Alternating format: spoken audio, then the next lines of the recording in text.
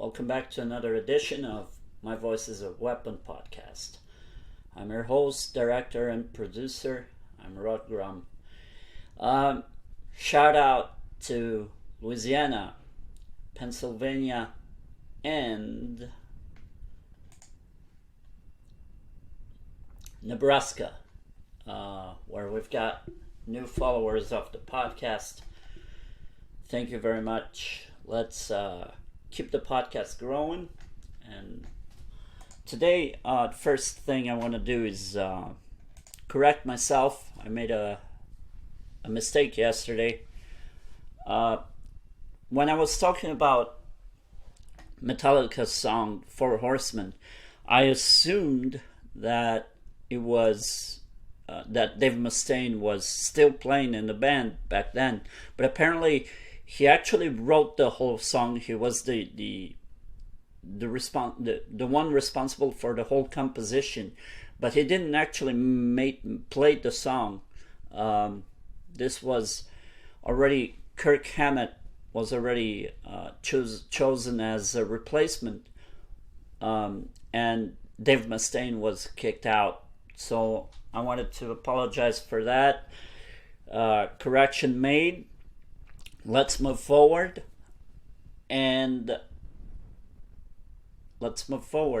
What's new today?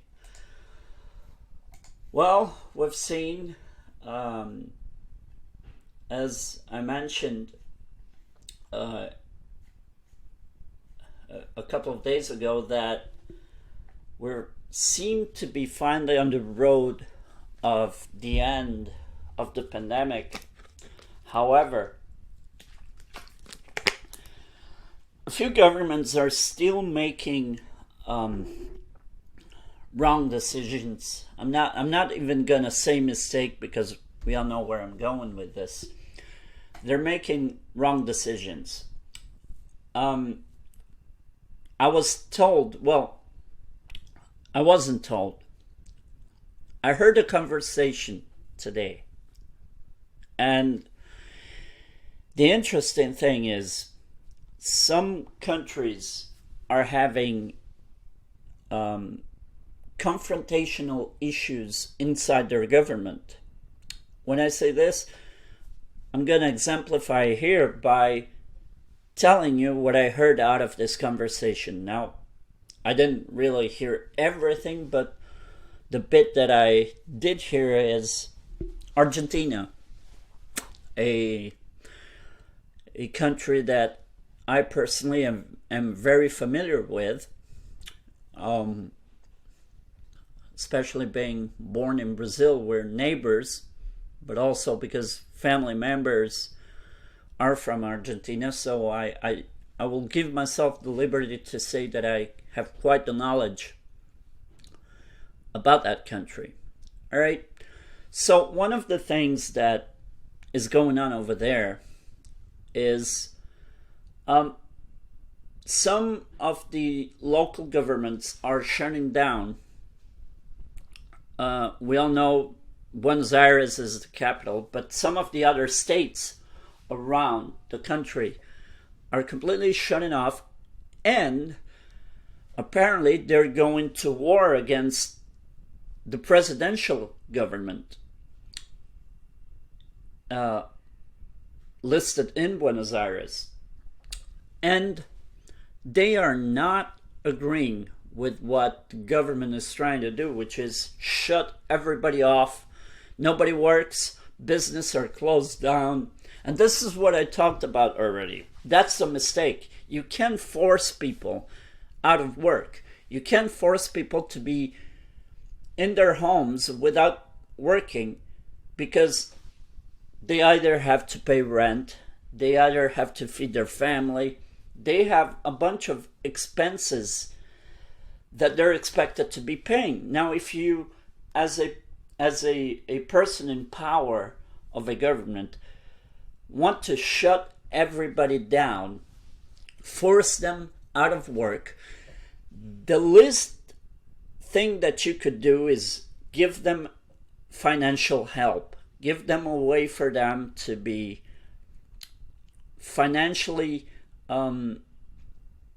secure, right? You don't just shut everybody off and expect them to do nothing about it and just wait for you to, um, you know, come up with solutions for how they should live. That doesn't happen.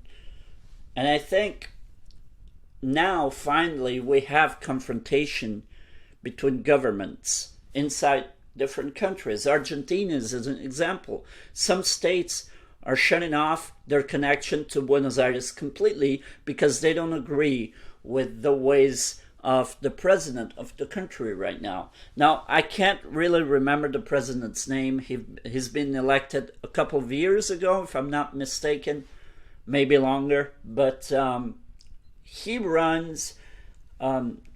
He's one of the candidates from Cristina Kirchner's party. So he's a Kirchnerist, as they say in Argentina. And I haven't heard any good from people that talked about him. He's just some sort of little robot in the service of Christina Kirchner's command, right? He does whatever she tells him to do. So in basic, what I'm trying to say is the real president is Christina, not him. He's just a puppet that she's manipulating to do the dirty work for her. Now, I just took the example of Argentina because it's the one that is closer to me at this moment, is one that I can connect the dots with. But I know for a fact that this is happening in many places. And this dynamism is not healthy for the rest of the country. It's not healthy. The warnings for the alerts on the possibility of civil wars breaking out is real. Because if not even governments inside of one country are able to agree on how to deal with something, a difficult situation such as this one. And the funny thing is, we are now finally getting out of the pandemic. We're exiting the pandemic. And these decisions are going on now, where we should be relaxing and saying, okay, we're finally understanding how to deal with this. We now more or less know how to fight it, how to avoid it. But instead, the governments, what they're doing is creating more confrontation. They want the fights to go on. And that's not good. That's not good. I think what we need to do is try to come up with solutions and create dialogues to help each other find solutions for this. And governments should be calling the people to help. If anything, instead of shutting people off and saying, no, we're going to deal with this the way that we say, and you better do it, otherwise we'll toss you in jail or worse. That's not a good solution for any problem. Now, the danger here is that what this is creating is even more radical and extreme ideologies, and people are actually going towards that. I think that's the dangerous part.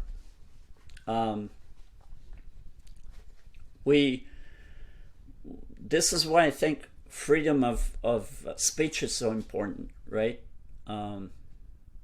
We have to know and understand that there are ways to do things, and the best way to do things, even if we disagree, is dialogue. And if we have to dialogue for days, months, or years, that's better than having confrontation and the menace of war lurking around. So we need to be very careful with the ways that we approach a complex problem like this, and we need to start relaxing a little bit, not being so tense, because we're finally walking towards the right direction. We need to avoid creating more conflict. What we need to do is try to find solutions, help each other out, and finally shut this pandemic off. That's what we need to do. Shut the pandemic off, not shut each other off. So I think that's basically it. We really need to improve our ways of communication towards each other, and come up with the best way to find solutions and help to get this pandemic over with. I think everybody's tired of this. I mean, even people in government, they must be tired of it, right? So I'm not blaming anyone for being exhausted from this pandemic. We all want it to go away. We all want this to be over with. But we need to be smart. And right now, there's a lot of places where people are really angry, and they're not in the best mindset to actually help out the situation. I think this is only getting worse. And I know for a fact that this happens everywhere. It happens, I took Argentina as an example, but it happens in the US, it's happening back in Brazil, it's happening in Europe. Certain places, people are really tired of being shutting down and not being able to work and having to stay home. And it's not only work that people are need to go back to, is the normal lifestyle, being able to go back to the gym and take a vacation, travel to the lake or the mountains or the beach, whatever people need to do. So yeah, this is the little message that I wanted to come out and bring. This was short, but today has been a busy day, and I still have a bunch of things that I need to get done. So I'm gonna wrap it up, and we'll see you all next time. Again, thank you all for listening. Shout out again to Louisiana, Nebraska, and Pennsylvania, new listeners of the podcast. In fact, I'm gonna take this moment to actually thank everybody properly. In the US, we've got Virginia, Louisiana, Illinois, Nebraska, Pennsylvania. New listeners, thank you all very, very much. And around the world, we've got so far Spain, Brazil, Argentina, Netherlands,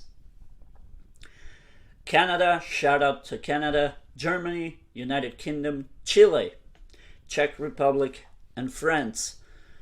So yeah, this is a second thank you note. Better late than ever, right? I promised this for a long time, and it's finally here. So, once again, thank you all for listening, and I will see you again next time. I know I promised a little surprise. It's coming, a longer episode with something very, very special. Thank you all very much, and I'll see you next time.